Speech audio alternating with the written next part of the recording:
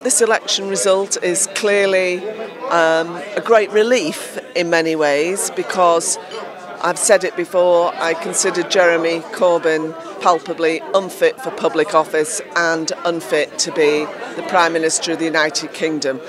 So in terms of the result of that election, obviously for those of us who are part of the moderate democratic centre-left tradition of the Labour Party, this is very sad. Sad that the Labour Party has been was taken over, infiltrated by the hard left.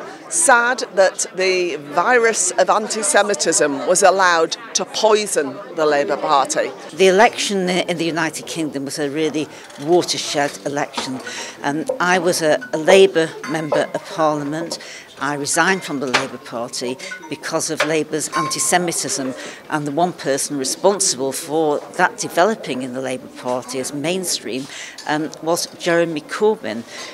Jeremy Corbyn was hoping to become Prime Minister following this election.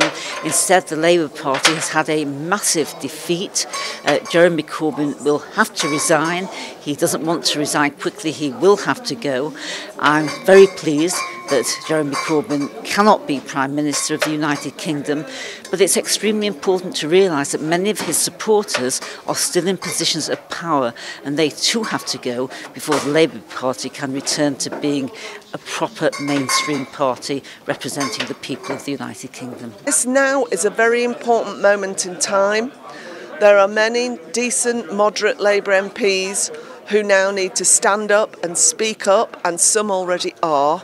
And we need to support them and work together in trying now to develop again that centre-left democratic offer, so that the people of the United Kingdom have a real choice in any future election.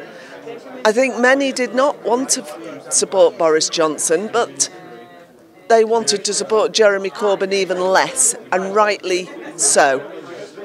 There's a really important job to be done now to support our democracy, to bring back those traditional Labour values, that Labour Party that has always been a friend and ally of Israel, that has always recognised, supported, argued for Israel's right to exist as its right, not some kind of gift.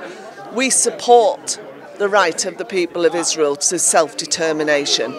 And we are a friend of Israel, and we are committed to two-state solution, and that's what the Labour Party needs to return to: sensible, decent, democratic values. And the British people have made it clear that that's where they stand as well.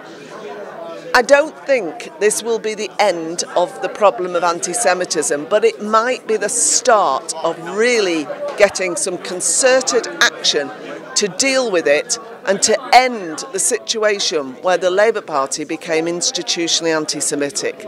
So I'm proud of the action we've taken to expose this at the heart of Labour and to stand up to it. I'm proud of the British people for not accepting that kind of politics and racism in our politics and in our society.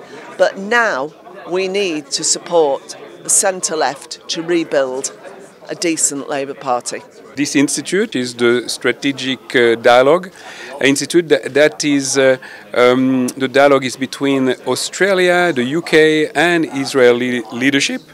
And this year we've got four main subjects: Iran, China, BDS, and finally climate change.